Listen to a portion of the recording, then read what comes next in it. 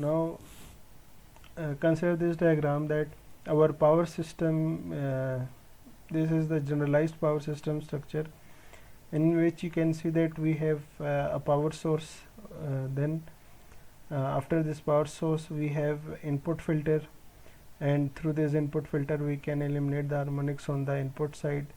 Then we have some power converter. This can be any of the power converter that we have studied so far. Then based on the type of the converter, and if we want to properly obtain a better output waveform and eliminate the harmonics in our output, we will definitely use some output filter.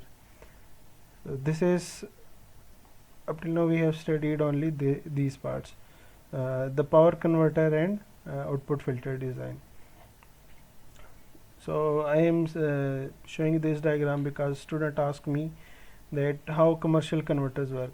तो ये उसके लिए important है, आप थोड़ा समझ लें कि बेसिकली किस तरह काम हो रहा है. उसमें ये है कि there is a feedback path from an output, or somehow it will be changing the duty cycle of our switches used in this power converter, and it will try to obtain the required output.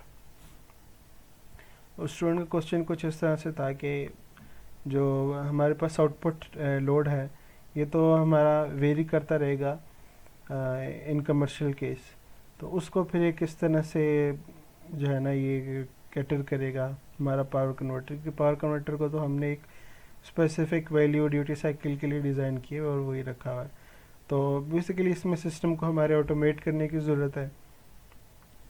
आप लोग semester 7 में you will study linear control system. So after that you will be able to design the feedback or feed forward control. इसमें ये होता है कि आपके पास late से कोई किसी तरह की ओवर शूट या अंडर शूट आ गए हैं एट आउटपुट, या किसी वजह से आपकी जो लोड की रिक्वायरमेंट है वो वेरी हो रही है, आपको कोई 1 से 10 एम्पेयर के बीच में रिक्वायर्ड है लोड, ठीक है, इसके बीच में आपका वेरी हो सकता है, और आप रखना चाहते हैं कांस्टेंट उसके ऊपर लोड के ऊपर ना इसको ऑपरेट करना चाहते हैं. तो उसमें होगा कि यहाँ पर एक तो प्री सेट वैल्यू होगी कि जिस पे हम इसको ऑपरेट करना चाह रहे. किसी वजह से अगर हमारे इनपुट पे कोई सर्ज आ गया तो उसका इम्पैक्ट ओवरऑल आउटपुट पे आएगा, और आउटपुट में भी ऑब्वियसली वो सर्जेस आ रही होंगी ना.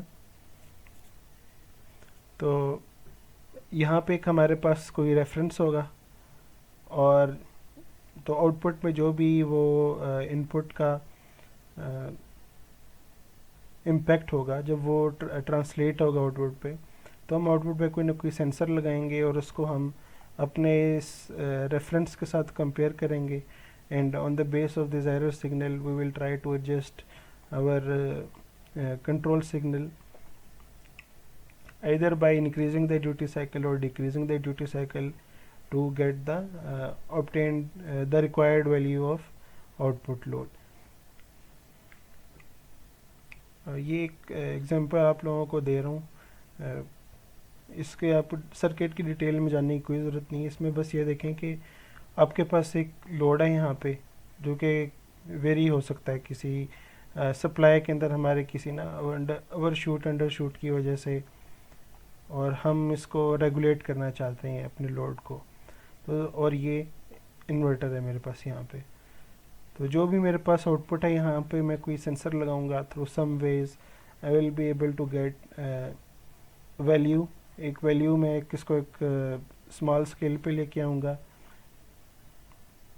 That will be fed to this controller, and this controller will take decisions on the base of that output value obtained जो सेंसर से आ रही होगी, and it will accordingly adjust the duty cycle of these inverter switches such that I will be able to obtain the required load.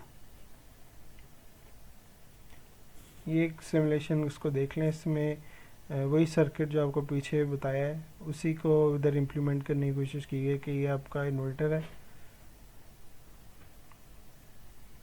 और ये आपके पास यहाँ पे आउटपुट लोड आ रहा है. So if you have some surges in your input, that will be translated to output as well. तो ये आपका एक सेंसर लगा हुआ है इस पर.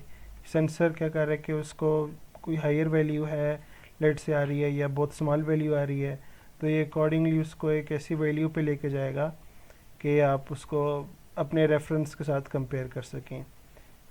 तो ये इससे आउटपुट से इसको सिग्नल को लेता है और इसको कंपेयर करता है एक रेफरेंस के साथ, और फिर इसको ये ट्रांसफ़र फंक्शन से पास करता हुआ एक ड्यूटी साइकिल के लिए ड्यूटी साइकिल को अकॉर्डिंगली वेरी कराता है.